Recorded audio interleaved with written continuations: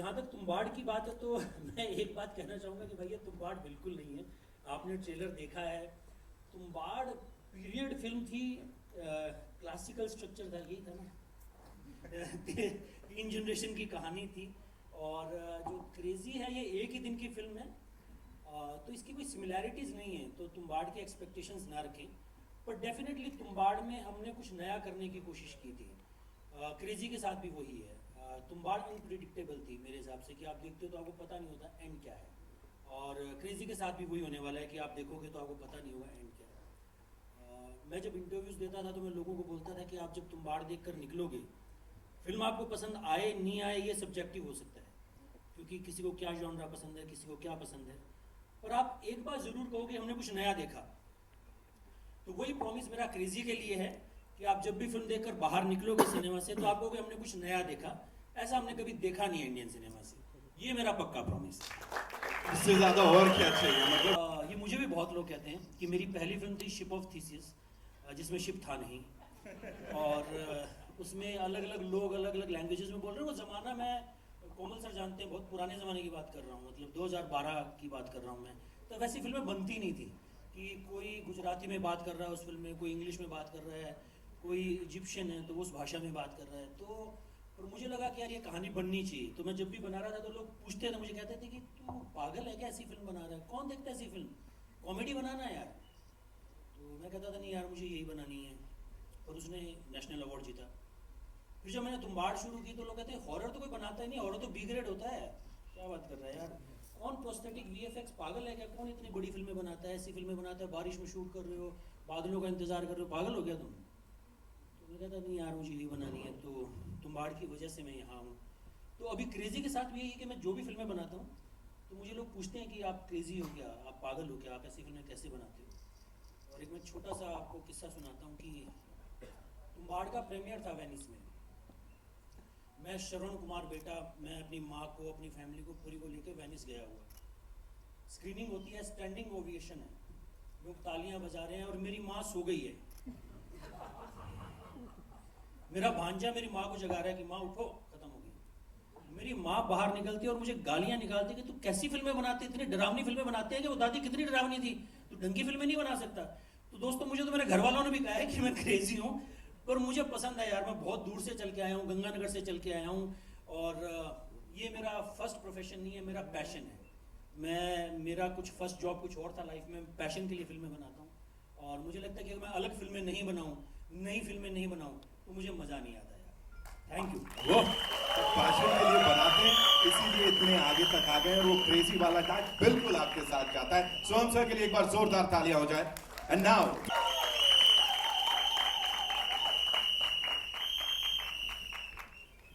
Welcome sir.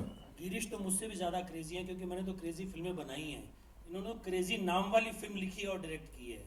तो ये मुझसे भी ज़्यादा क्रेजी है। इन्होंने ऐसा सोचा, मतलब जबकि ऐसी फिल्म लिखना बहुत टफ है। ये फिल्म आप देखोगे तो आपको पता लगेगा कि ऐसी फिल्म के बारे में कोई क्रिएटिव आदमी सोचता तो सबसे पहले सोचता है कि इसको कोई बनाएगा कैसे, ये फिल्म बनेगी कैसे। और इनका ट्रस्ट था, इन्होंने वो फिल्म लिखी और वो फिल्म बनाई। Thank you Girish. Thank you for having faith in that script. अरे सर प्लीज बताएं, how did it all start? कहां से शुरुआत हुई और ये इस जेंटलमैन के साथ ये कैसे क्रेजी पना इस लेवल तक पहुंच गया? शुरुआत बहुत सिंपल ही थी।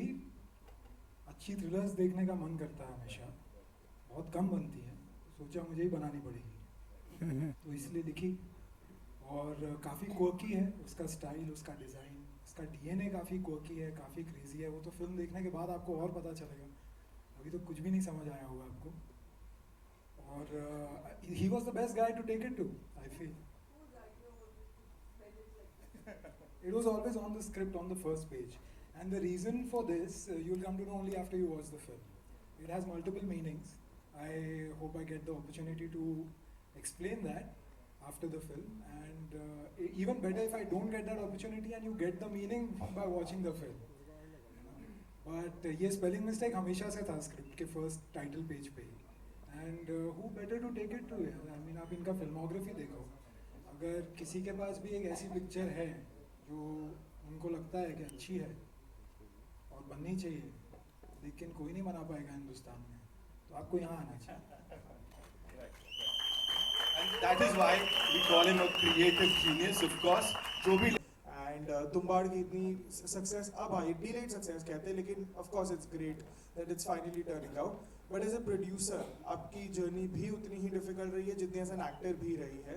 अब जाके उसके थोड़े रिटर्न्स देखने मिलते हैं. तो इतना सब देखने के बाद what do you feel is the harder thing to don as a hat? Is it being a producer because उसके अपने चैलेंजेस होते हैं और ऑन स्क्रीन के तो अपने ही चैलेंजेस होते हैं?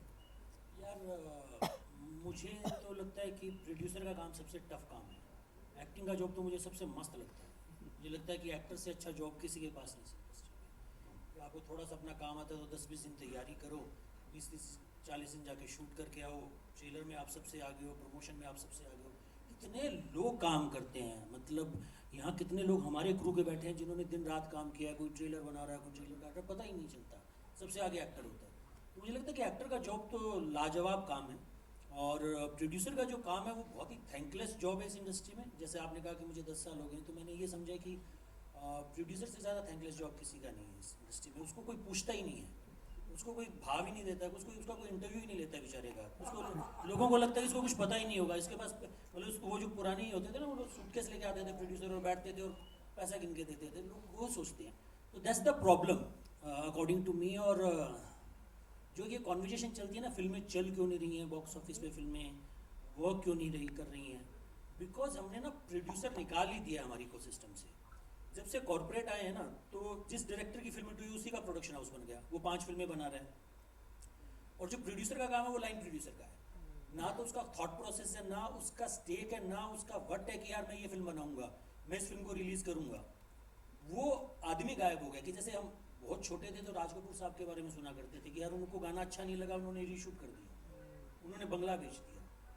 लाइक जैसे कि साउथ में होता है कि साउथ में आज भी मुझे लगता है कि प्रोड्यूसर जिंदा है. जितनी मेरी नॉलेज है कि मलयालम फिल्में हैं, चाहे छोटे बजट की फिल्में, एक प्रोड्यूसर आता है, वो बनाता है, अपने पैसे डालता है, अपना रिस्क डालता है.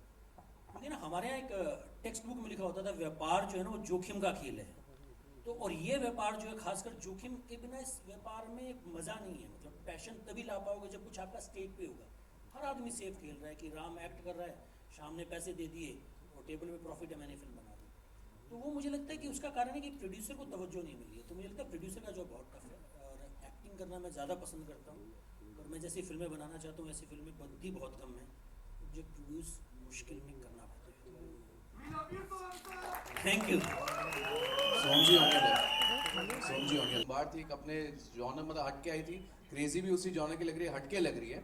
मेरा सवाल आपसे ये कि कहीं ना कहीं मुझे यहाँ पे थोड़ा नॉस्टैल्जिया फैक्टर दिख रहा है. Of course we have Kishore Das voice, but ये जो हम ट्रेलर भी देखते हैं तो कहीं ना कहीं ऐसा थोड़ा सा जैसे अपने विजय आनंद जी की जो फिल्में होती थी जो एकदम fast pace nail biting thriller होती थी, थोड़ा सा वैसे कुछ दे रहे. तो आपका भी कुछ कहीं ना कहीं दिल की ख्वाहिश थी कि कुछ ऐसा दिखाऊं कि हाँ जैसे हमें सीट पे बांध के रखे, जो थोड़ा सा वो नॉस्टैल्जिया फैक्टर भी दे? यार मेरी कोई ख्वाहिश नहीं थी. और अभी भाई साहब ने एक शब्द यूज़ किया था जीनियस. में कोई जीनियस नहीं है. मेरा सिर्फ एक काम है कि मुझे भगवान ने शायद ये एक शिफ्ट दी है कि मैं अच्छे लोगों को पहचान लेता हूँ और उनके साथ काम करना चाहता हूँ. ये मेरी क्वालिटी है. तो मुझे ऐसा नहीं था कि मुझे थ्रिलर बनानी है या कॉमेडी बनानी है. मुझे तो अच्छे लोगों के साथ काम करना था. जब गिरीश स्क्रिप्ट लेके आए तो मुझे लगा कि यार बड़ी मस्त स्क्रिप्ट है, इट्स अ पेज टर्नर. मेरे लिए कोई जॉनरा नहीं है, मैं हर जॉनरा की फिल्म बनाना चाहता हूँ. मुझे लगा कि स्क्रिप्ट अच्छी हो, आदमी बनाने वाला ईमानदारी से शिद्दत से बनाना चाहता है. गिरीश कोहली में मुझे वो दिखा कि ये आदमी ईमानदारी से शिद्दत से फिल्म बनाना चाहता है और इसकी स्क्रिप्ट बहुत अच्छी है. मेरा कोई रेफरेंस नहीं था कि मैं ऐसी फिल्म बनाना चाहता हूँ. मुझे हर वो स्क्रिप्ट बनानी है जो मुझे जिसमें लगता है कुछ नयापन है, कुछ अलग बात ये कह रही है, कुछ हट के कर रही है. सिर्फ मेरा इतना ही है. मेरा एक और सवाल है, जैसे तुम्बाड़ बनाने के टाइम पे आपने काफी कुछ दौर पे लगा, जैसे आपने अभी राज कपूर साहब की बात की, तो आपकी जर्नी भी थोड़ी बहुत वैसी रही तुम्बाड़ को पूरा करने के लिए, बिकॉज उसकी जर्नी बहुत पुरानी थी. उसको रीशूट किया गया, सब कुछ किया गया. तो क्रेजी के टाइम पे भी ऐसे कुछ था, because you are one of the person जो मतलब अपनी विजन को देखने के लिए you can go to any limits. तो ऐसा कुछ था? हाँ, मतलब वो यही था कि हमने इसमें कोई रीशूट नहीं हुआ. हमारा जो शूट हुआ वही हुआ, एक दिन का भी उसका रीशूट नहीं हुआ.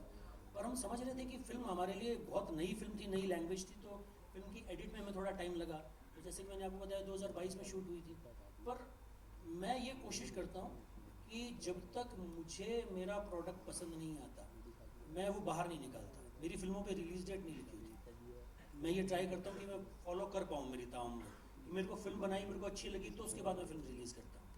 तो मुझे ऐसा लग रहा था कि हम लोग वहाँ पहुँचाएँ पहले फिल्म को, कि उसमें क्या क्या चीज़ें ऐड करें, क्या क्या चीज़ें एडिट में करें.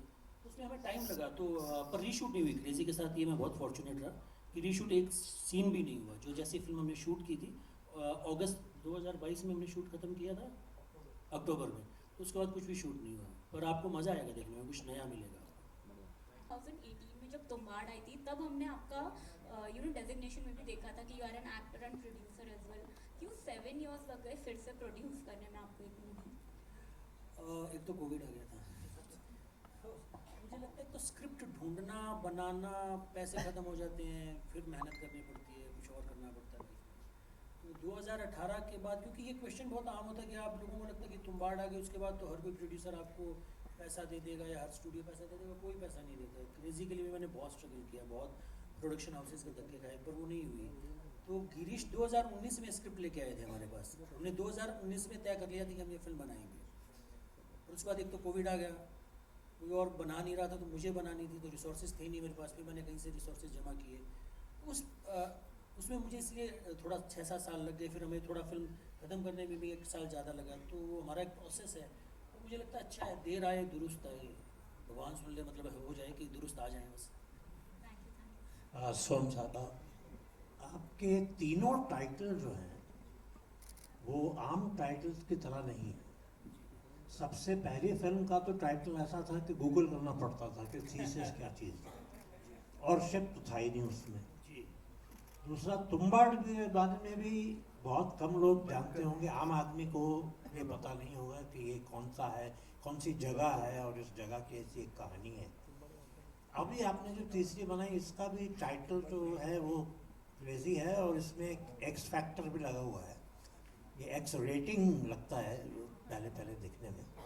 तो टाइटल आसान होना या मुश्किल होना या छोटा होना या लंबा होना, इसके बारे में आपकी क्या राय है? सर कन्वेंशनल विजडम है, कोमल सर ज़्यादा अच्छा बता सकते हैं कि टाइटल अपीलिंग हो, ट्रेड के आदमी ये कहेंगे। पर हमारे यहाँ तो जो डायरेक्टर ले आता है ना सर, हम वही टाइटल ले लेते हैं। जो वो शिप ऑफ थीसिस लाए तो हमने शिप ऑफ थीसिस ले लिया, वो तुम्बाड़ लाए तो कोई तुम्बाड़ तो अब फेमस हो गया, लोगों को प्रोनाउंस करने में प्रॉब्लम होती थी, कोई तुम्बड़ बोलता था, कुछ क्या बोलता था। पर इन्होंने तो बेचारों ने बहुत सरल टाइटल लाया है। क्रेजी तो हम रोज़मर्रा की ज़िंदगी में यूज़ करते हैं कि are you crazy, crazy promotion, crazy film, crazy festival, crazy clothes, crazy Instagram pics. तो मुझे लगता है इनका टाइटल तो काफ़ी सरल है। टाइटल जो है ना, एक राइटर के पर्सपेक्टिव से बताता हूँ हम कैसे सोचते हैं। आपकी पूरी कहानी का समरी होना चाहिए, हो सके तो 1 शब्द में, 2 शब्द में, 4 शब्द में, जो भी, वही कोशिश होती है। तो ये भी वही कोशिश है कि पूरी फिल्म समराइज हो जाए, फिल्म की कहानी भी, फिल्म का फ्लेवर भी, फिल्म का मज़ा भी, सब कुछ DNA सब कुछ एक वर्ड में है। मुश्किल काम है बहुत सर, राइटिंग ही मुश्किल काम है सर। हेलो। और अब जब रिलीज होने आ रही है फिल्म, तो क्या कुछ डिफिकल्टीज आप लोगों ने फेस कौन सा की है? कंपनी में काम कर रहा है रे? कहीं तो भगा दिया परसों। चैलेंजेस तो होते ही हैं मालूम है, बनाने में। मेरे ऑफिस से और भगा कोई दिया। डिफिकल्टी नहीं थी, सब लर्निंग एक्सपीरियंस। मेरी फर्स्ट फिल्म थी, स्पेशल है, थी मतलब है, पहला प्यार, पहली पिक्चर, स्पेशल ही होता है, पहला प्रोड्यूसर, तो हमेशा स्पेशल रहेगा। कोई डिफिकल्टी नहीं थी, मैं सच कह रहा हूँ। फर्स्ट डे हम लोग सेट पे उतरे थे, इन्होंने मुझे पूछा आपको कैसा लग रहा है, आपकी पहली पिक्चर का पहला दिन। मैंने कहा पता नहीं, ऐसा लग रहा है मैं 10 फिल्में बना चुका हूँ, आइए शॉट लेते हैं। इतना ही ईजी था। शॉट लेते हैं। और फिल्म मेकिंग जो है ना, वो एक पॉइंट के बाद एक मेला बन जाता है, और उस मेले का अपना मज़ा है और अपने चैलेंजेस हैं, लेकिन डिफ़िकल्ट नहीं होता। वो तो आपके दिमाग में होता है, आपको उसको डिफ़िकल्ट समझना है। Hello. Here. Hello, sir. Very nice. भगा है। So, sir, your name has been synonymous with हमारा अजीब making things which are perfect and sincere. Crazy looks like another part of it. I wanted to ask you. You were just talking about your struggles. How even at this time there, you got some difficulties in making these films. When you started, what was that one thing which troubled you the most? Because when newcomers come, they are bombarded with opinions also, and you have to just look for your own way. And what will be your advice to the newcomers who are trying to come into Bollywood and make films as well as act? Thank you. मुझे लगता है यार new commerce के लिए advice ये है कि क्या होता है कि हम बहुत डेस्परेट हो जाते हैं, बहुत ये होते हैं कि यार फटाफट जर्नी आगे बढ़े। ये वैसा काम है नहीं, it takes its own time. तो मेरी एक एडवाइस है कि भेजेगी सुनेगा तो मरेगा कभी, तो भेजेगी मत सुन, दिल से चलता रहे, कहीं ना कहीं पहुंच जाएगा दोस्त। Hello, You did a film, series like Maharani, जी which you did not produce, जी unlike Tumbad and Crazy. Do you feel that you're better off when you're producing your own, and you would have probably given yourself a better role or whatever? Is it better when you're producing something yourself? नहीं ma'am, मुझे तो उल्टा है, मुझे तो बहुत ज़्यादा मज़ा आता है। महारानी के सेट पे मुझे कुछ करना ही नहीं है, जाके एक्ट करना है, हाँ लंबा कोई काम ही नहीं है। यहाँ पर तो पूछना है कि यार क्या हो रहा है, सब ठीक चल रहा है ना। हाँ बोलिए ना, महारानी में जितने मैंने मज़े किए और दहाड़ में जितने मज़े किए, चालू हो गया और उसका एक कारण ये भी था कि सुभाष कपूर सर बहुत अच्छे क्रिएटिव इंसान हैं और मुझे बहुत कुछ सीखने को मिला उनसे। जैसे मैंने रीमा के साथ काम किया, तो रीमा के साथ भी मुझे बहुत कुछ सीखने को मिला। हाँ तो मिलना है ना भाई। वो सबसे ज़्यादा अच्छा एक्सपीरियंस है कि नूरे सभा में आप बैठे हो आराम से, भोपाल में शूट कर रहे हो, सुबह 10 बजे जाना है, शाम को 6 बजे आ जाना है, फिर म्यूजिक सुनना है, अगले दिन फिर शूट पे चले जाना है, और कोई प्रेशर ही नहीं है। मुझे लगता है कि एक्टिंग के जॉब से मज़ेदार कुछ नहीं होता अगर आपको आपके हिसाब से क्रिएटिव इंसान मिल जाए, जो मुझे महारानी में मिला, जो मुझे दहाड़ में मिला। हेलो गिरीश, आपने स्क्रिप्ट लेकर अप्रोच किया सोहम को, क्या ये स्क्रिप्ट लिखने के समय से ही ये तय था कि सोहम ही प्रोड्यूस करेंगे और इस किरदार को सोहम ही निभाएंगे, या आप जाने के बाद जब वो तैयार हुए प्रोड्यूस करने के लिए तब उन्होंने अपने लिए इस किरदार को चुना? नहीं, लिखते वक्त तो कुछ तय नहीं था, लेकिन अब ये तय है कि इनसे अच्छा कोई नहीं हो सकता था। जो हमारे पास पैसे हो गए थे खत्म बिल्कुल ही, तो हमारी टीम ने, मैंने आदेश ने हमें सोचा कि यार ऐसा करते हैं कि इसमें ना किसी स्टार को ले आते हैं और मैं सिर्फ प्रोड्यूस कर लेता हूँ, अपन ना इससे कुछ पैसे कमा लेंगे, उससे कोई फिर 2 फिल्में और बना लेंगे। तो मैंने गिरीश को कॉल किया एक दिन, मैंने कहा यार हम ना इस एक्टर के बारे में सोच रहे हैं। तो इन्होंने मुझे कहा कि मैं आपके पास स्क्रिप्ट इसलिए लेके आया था कि मुझे एज एन एक्टर आपके साथ काम करना था, एज ए प्रोड्यूसर सेकेंडरी था, तो मेरे लिए बहुत बड़ा कॉम्प्लीमेंट था। मैंने उसके बाद कभी उनको कॉल नहीं किया, तो मैंने वो थॉट प्रोसेस वहीं ड्रॉप कर दिया। मैंने कहा अपन ही बनाएंगे, चाहे एक साल बाद, याद है तुझे 1 साल बाद, 2 साल बाद बनाए, अपन ही बनाएंगे। गिरीश, लिपिका आपकी I was asking you कि you are a producer's director, and if the producer was a lavish producer. What is exactly is the question? Means how open was sir to spend financially? Is he a lavish producer, and if Girish is a producer's director? वो तो यही बता पाएंगे। If I am a producer's director, मैं तो script का गुलाम हूँ। जैसा स्क्रिप्ट मुझे लगता है कि डिजर्व करती है वैसा मैं करता हूँ, उसके लिए लड़ता हूँ। बट हर डायरेक्टर का एक विजन होता है, वो एक स्क्रिप्ट के लिए लेके आता है, और उस विजन को एक्सेस सपोर्ट मिला है मेरे हिसाब से, मोर देन नेसेसरी सपोर्ट मिला है कहीं कहीं पे। I think I have been spoiled. मैं आपको एक किस्सा बताता हूँ। एक दिन हमने एक एक्शन सीक्वेंस शूट किया और शाम हो गई, पूरा दिन शूट कर दिया। तो एक दिन में आप समझ सकते हैं काफ़ी एक्शन शूट होता है, काफ़ी पैसा खर्च होता है। पूरा शूट करने के बाद मैंने अपने प्रोड्यूसर्स को बताया कि आज जो मैंने शूट किया है वो फिल्म में नहीं जाएगा। और कोई और प्रोड्यूसर होता तो बोलता था शायद कि कोई बात नहीं, तुम भी कल से मत आना। लेकिन इन्होंने, अंकित जो थे, ही वॉज ग्रेशियस इनफ, हमारे भी प्रोड्यूसर हैं ये, और he said okay, that's all, that's all he said, okay. I'll tell you one story. But he said, लेकिन इसके जगह कुछ तो जाएगा ना। तो जो मैंने मांगा वो और 3 गुना 4 गुना एक्सपेंसिव था, और उसको लाने के लिए शायद किसी और को 1 महीना लग जाता, लेकिन वो अगले दिन सुबह 4 AM को वो जहाँ मुझे चाहिए था वो चीज़ वहाँ खड़ी थी। So that is the kind of producers they are, and I think I have been spoiled for life now.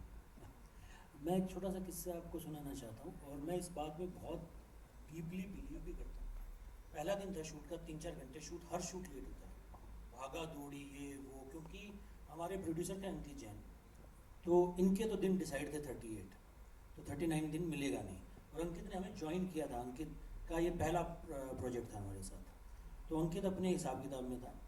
और मैं ऐसा देख रहा हूँ एंग्जाइटी है क्रिएटिव लोगों में कि एडी भाग रहे हैं, डायरेक्टर यूपी को कह रहा है कि शॉट ले लो, और मुझे ना वो एनर्जी बिल्कुल पसंद नहीं आती। अगर मेरा सेट है, मुझे ऐसा लगता है कि यार मैं 5 दिन ज़्यादा शूट कर लूँगा, वो चलेगा, और सब शांति से काम करूँ, क्योंकि इसमें पता ही नहीं चलेगा कि हाँ कहाँ कहाँ आप सुर खोदोगे।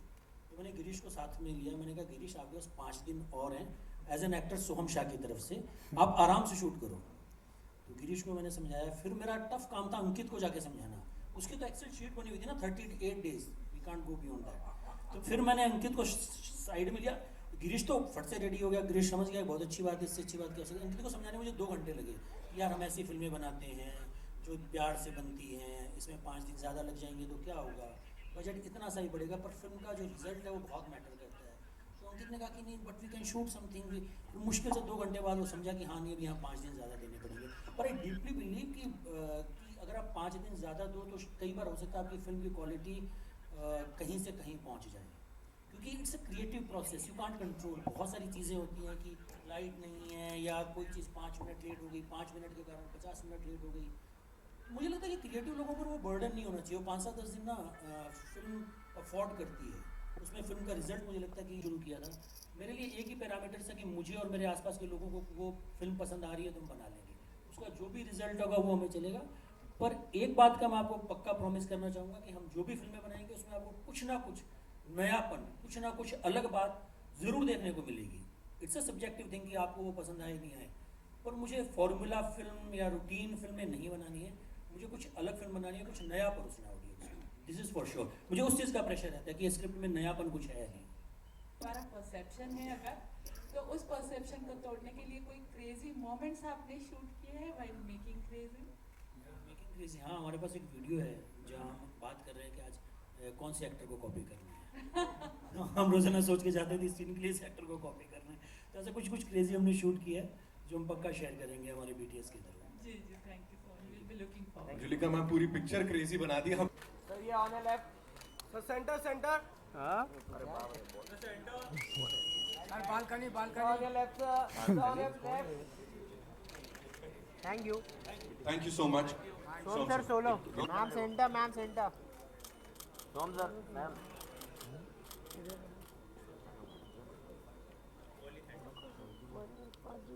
Thank you so much, ma'am. Thank you, Ankit ji. Thank you so much. So I'm request you to stay back. Girish sir.